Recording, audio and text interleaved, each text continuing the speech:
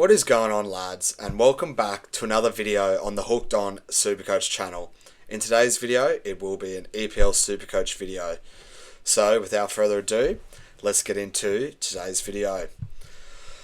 Knocking us off this week, we had a round 21 score of 124, which I was relatively happy with, despite not owning Igor Thiago, and so that's actually saw us on a nice little green arrow.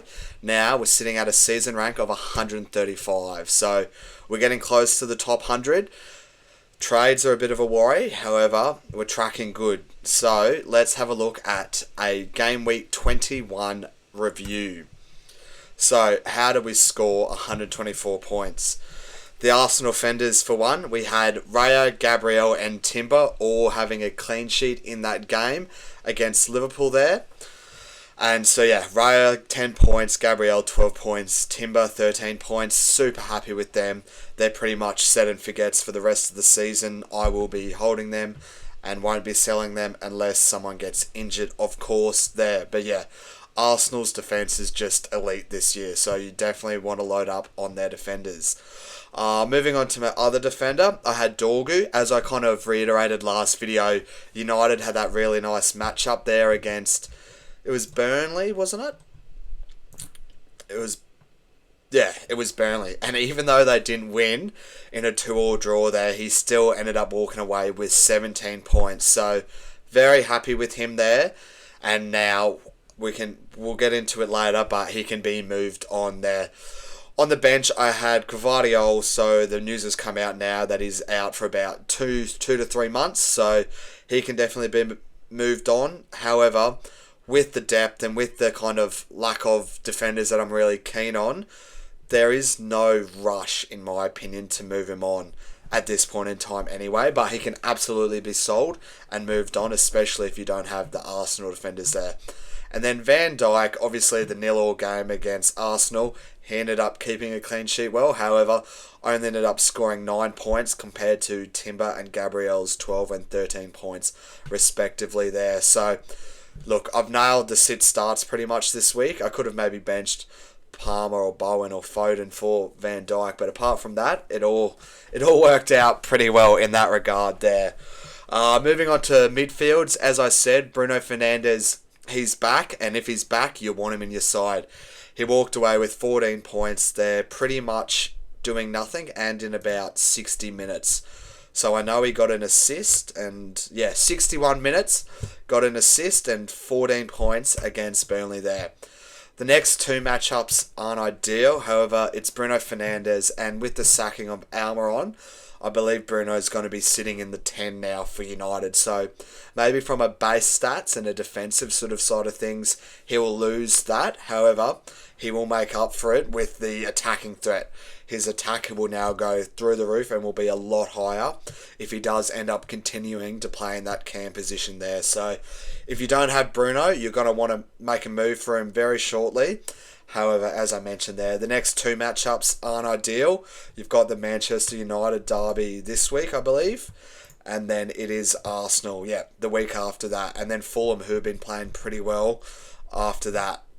It opens up after he gets past those fixtures. However, it's Bruno Fernandes. This guy just mauls points, and I'll be playing him this week for sure. Second midfielder there, Declan Rice.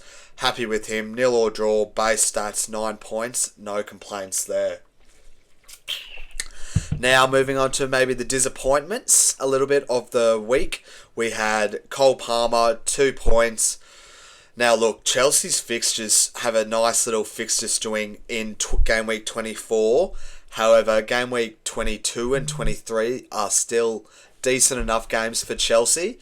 And I really think you should start to look towards buying and moving towards Chelsea players in the next coming weeks. And that's something I'm thinking about doing this week as well there. Bowen, 6 points. Disappointing here. I thought he had a decent matchup there. However, I don't know. West Ham just suck, don't they? They have been horrid this year. And they ended up losing to Forest at home. So yeah, he might be on the chopping block. However, he's coming up against Spurs this week. And then Phil Foden with 6 points and another blank for him there. He was all the way at 16 mil at some point, wasn't he, in his price? He's gone on how many blanks in a row now? 1, 2, 3, 4, 5. 5 blanks in a row. Yeah, from 17 million down to under 10 million now. So he's definitely not in the form that he was when he went on that stretch. However, it is Phil Foden. But now that Semenyo has officially signed for City there, he's actually scored twice as well, in his 2 debut games for City in the FA Cup and Carabao Cup, scoring there, and he's looking to be playing really well for City. So I don't know how secure Foden's job security is. I think he should still start most of the games. However, with Semenyo coming into the mix there, it might be up for grabs, that position. Moving on to the forwards, Haaland with 16 points, captained to 32. Happy with that. Got pretty lucky with a penalty there against Brighton. However, he missed a really big sitter late on in the game, so could have very easily had more. However, if he didn't get the lucky penalty, he could have had nothing. So, beggars can't be choosers. 16 points. Pretty much the highest score on my side, apart from Dorgu, so I'm very happy and will definitely take that there. Saka, 3 points. A little bit disappointing he has been, not going to lie. However, I still think class is permanent, and I think he is one of the better forward options.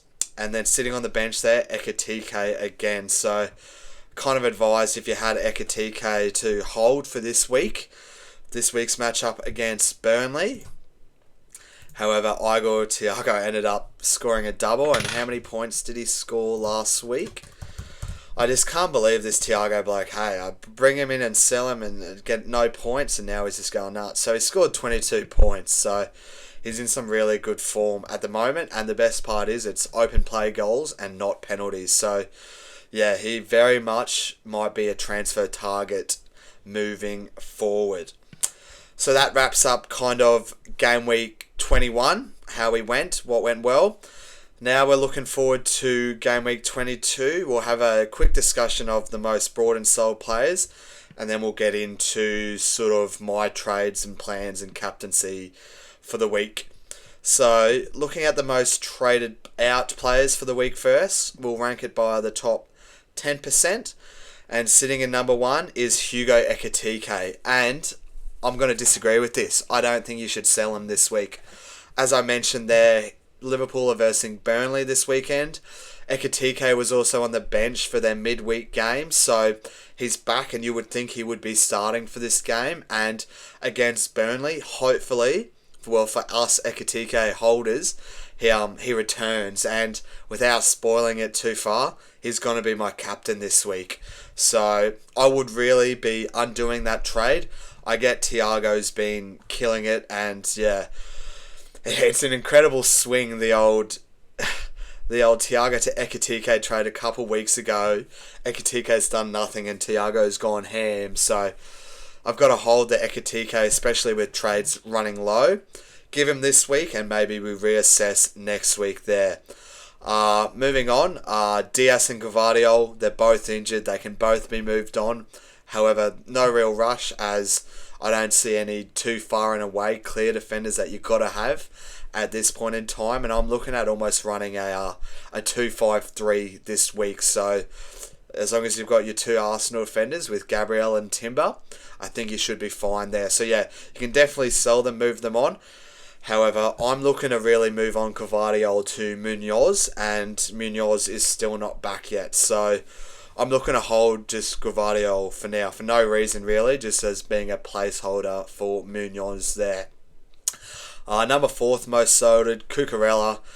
You can probably move him on, copped a red card. However, as I mentioned, Chelsea do have the good fixtures coming up soon, so he might get to a real juicy price and people might start to look to buy soon enough. So yeah, look, you can move him on. However, if you've got the patience and the depth to just hold him, I would probably look to just hold him there. Sorry, we've got the Big Bash on now as well in the Heat versus the Hurricanes. So watching that while doing the podcast, with us being back at work now, it's kind of hard to juggle it all. So I'm kind of just fitting it in when I can for you guys there. Number 5, Cherky, 5th most sold. I believe this will probably, he's up there because he didn't start on the weekend. However, he came on and still scored the same amount of points in Foden in about half the time. less than half the time. He played 17 minutes and got 6 points. So, I don't know. I don't think I would be selling Cherky. As I said, I know Semenyo's there now. However, I really think Semenyo is going to be the one playing out wide, which is where kind of Foden and Doku majority start. So, yeah, I don't know. I don't know if I would do the Cherky sell there. So, I'd look probably to hold number 6, Bukayo Saka. I agree. I wouldn't be selling him. I'd just look to hold. He's a known gun in FPL, and I believe he will be in SuperCoach as well. Hasn't quite had the attacking fixtures and free flowing that we would like to have seen. However, he can turn it around in the blink of an eye, and I think he's one of the better assets for Arsenal there. Number 7, Cole Palmer. Completely disagree with this. I'd recommend undoing this trade as well. I get he's been frustrating. However, now we're kind of out of the congestion and chaos in the EPL. The game weeks are back to like once a week and on the weekends, and so he should be back to high minutes. And so I think if you've got him, definitely hold him. As I mentioned there, Chelsea's fixtures really open up soon, and so you'll want him very soon, I believe. And so I don't know really why you would be selling him there. I get he's scored 2 on the weekend, and he's blanked a couple times now as well in a row. However, he can turn it on the blink of an eye, and is a penalty taker for Chelsea. So I probably don't agree with that trade. Same as Phil Foden. I know Semenyo's coming soon. However, I would give all your City boys, this includes Cherky as well, the United and Wolverhampton game, and then maybe you can look to move on after that when the fixtures sort of turn. But two decent fixtures in the next couple for Foden there. So yeah, look, as frustrating as it is, I think you just got to hold with your City boys there. Moving on, number 9, Dorgu. Yeah, look, I think you can sell him. He can be moved on now. However, it'll be interesting to see how they line up now, United, with the change in manager. If Dorgu can end up holding on to that sort of left wing, right wing attacking spot there, he could very well be a hold. So obviously Arsenal and City in the next 2, which isn't great. However, as I mentioned with Bruno, United's fixtures do open up a little bit. And so that is tempting me a little bit to just hold. There's no real rush, as we've learned with SuperCoach this year. There's no real rush on the trades, especially having that many little trades. And it's only game week 21's just been completed, so we've still got another 38 week season, so another 17 weeks sort of to go. And I just don't know. I think I'm going to give him the week. See how he goes, see how he lines up. If he's out of the squad or whatever, you can move him on. If you don't have an Arsenal defender, you can definitely move him on. However, as I mentioned there, if you've got the depth and you don't need to play him this week, like me, I think you can hold him and just see how it kind of unfolds the next 2, especially then after United's fixtures opening up there. And then number 10, Calafiori. We've still got no update from Arteta on Calafiori, what this mystery injury is. And so, I don't know, I'm thinking surely he's got to be back soon, and if he's back soon, that almost makes him a bit of a trade target rather than sell. However, we don't really know. But if you've held him this whole time, again, I'd probably be tempted to hold him there. That wraps up, however, the 10 most traded out players, which for a majority, I think I disagree with most of them there. Yeah, obviously case by case basis with those trade outs, but I don't know, I'm not fond of most of those trade outs there. Let's have a look at who people are looking to bring in this week then. Number 1, no surprises, Igor Thiago. This one hurts, doesn't it? However, as I said, I'm assuming you're moving Ekitike or Saka for him, and I just don't agree with that trade, especially this week. Brentford's fixtures have really started to swing now as well. They've got Chelsea, Forest, Villa, Newcastle, Arsenal, Brighton in the next sort of 6 game weeks there, which certainly isn't by any stretch a easy run. However, he's been the form man of the season. He's on the penalties as well for Brentford. He's a talisman for them, and they're also getting the AFCON players back soon. So, look, I understand the trade-in. However, I've been burnt too many times selling and buying strikers. case in point, selling Thiago to bring in Ekitike, and now going to reverse that trade to sell Ekitike and then bring Thiago back. Like, I don't know, it just not for me this week. I would probably look elsewhere with that trade. Number 2, Matty Cash in defence. Now, this is a trade I can get around, especially if you've got the 2 Arsenal defenders. So he excites me a bit more than a Tarkowski. He's just got a bit more of that attacking threat, and Aston Villa, as we've seen so far this year, have been pretty good, and with their fixtures coming up, they are pretty tasty sort of fixtures there. So yeah, I don't mind that Matty Cash sort of buy, and I'll definitely be advising him over your Tarkowskis. I know he was very popular last week. But again, for me personally, I don't really see the need to rush or to bring him in just to bench him there. So look, I get the trade-in completely. I might end up moving Dorgu to him eventually.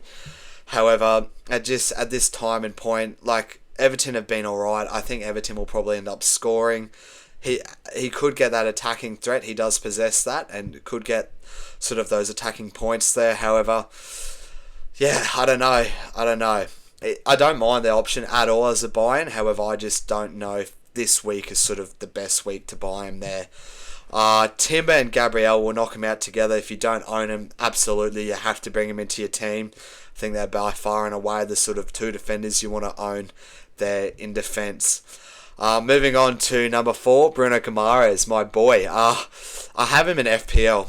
Oh, that reminds me. We'll bring up FPL and we can do a bit of a wrap-up there at the end.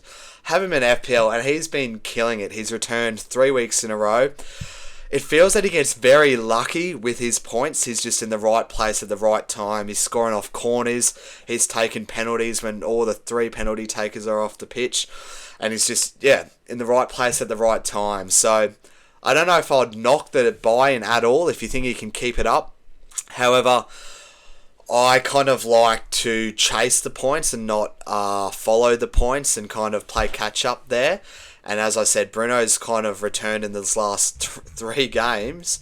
He's been returning all season, so I still think he's probably one of the better assets this year. And yeah, look, the 3 returns in a row, however, it's not always like that.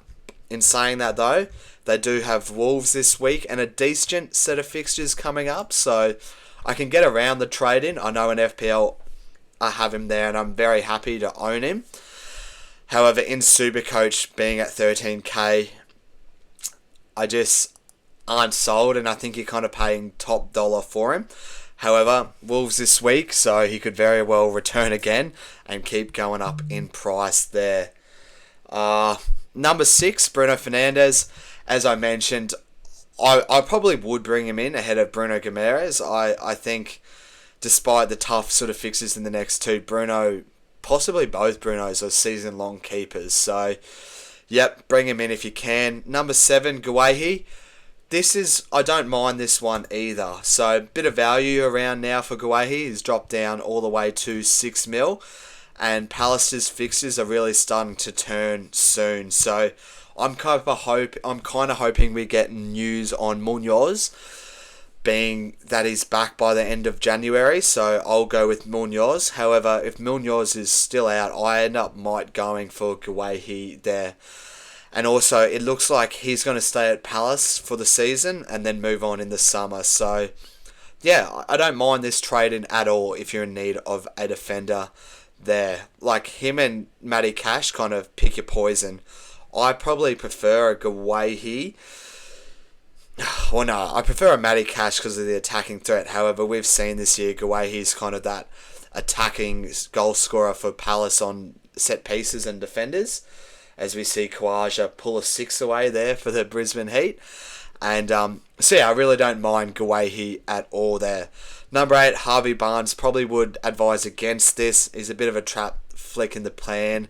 He's been playing well. He'll make some cash. However, as we see this season, he just can't keep it up. He goes the 2 couple games.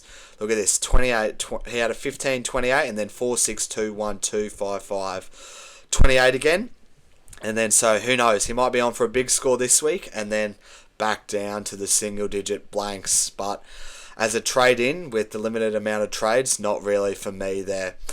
Number 9, Declan Rice. Yeah, if you don't have him, you can definitely bring him in. I don't know what you're doing if you don't have Declan Rice. And then number 10, as we can see in the new City uniform there, Semenyo. And so I don't know if I would advise him as a trade-in like right now. I want to see how he's integrated if he starts. And as we know with Pep, no one is nailed really apart from Haaland. However, he seems like a really, really interesting option, especially in the past 2 cup games for City. He's scored in both of them, and he's been in really good form. So, look, if Ekitike doesn't perform, I actually might go to Semenyo over Thiago.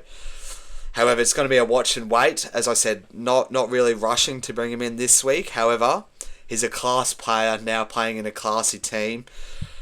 I'm really interested to see how he goes there for Manchester City. And that wraps up the 10 most brought players. So we've covered now the most brought and sold players. Let's have a look at my team and what I'm looking to do this week. So as I mentioned earlier on, I'm looking to play a bit of a 2-5-3 this week. We can optimize it there. We'll bring off Gvardiol, considering he's not even playing. We'll bring on both Timber and Gabriel there, especially with that good matchup this week, I believe it is, for Arsenal against Forest. You would be thinking, Jack Wildermuth just got out. My bit of a pod in Supercoach. Bit disappointing there for 6 runs. Not ideal for the Heat. However, this isn't a Big Bash video. This is an EPL SuperCoach video. So yeah, I'm looking at playing Raya, Gabriel, Timber. Again, load up on that Arsenal defence. Bench Gvardiol is out injured. Dorgu, bench. He's playing against City. And then Van Dijk, bench. He's playing against Burnley. Maybe I play him. Hang on. Maybe I play a 3-4-3 this week. Bring on Timber and bring on Van Dijk. I know Liverpool suck at defence, but against Burnley, that's too good of a fixture. So I think it would make sense to play him this week. Moving on to midfield, Bruno, absolutely, I'll be starting. I know it's against City, however, it's just Bruno Fernandes. Declan Rice, absolutely. Cole Palmer, absolutely. Jared Bowen, I think I might sit this week. So I know he's got a decent fixture against Tottenham there. However, yeah, I just don't back West Ham really at all, and so I think I would well prefer playing a Cole Palmer and Phil Foden over Bowen, whereas Declan and Bruno's are more staples for the team. So it really comes down to Bowen or Van Dijk. And just with the fixtures this week, Liverpool against Burnley and Bowen against Tottenham, I think Van Dijk's kind of got the better matchup there. So I'll be sitting Bowen, I believe, for this week. And then moving on to the attacking line, Erling Haaland will be the VC this week in the first matchup. And as I sort of hinted towards there, Ekitike will be my captain for the week. So great matchup for this week. He's got a start. He was benched midweek, so I think he's back in for Liverpool now. And so he really needs to repay the faith, so he owes me. Thiago's gone 30 and 20, and Ekitike's gone duck. So I would love nothing more than a hat-trick for Ekitike, captained.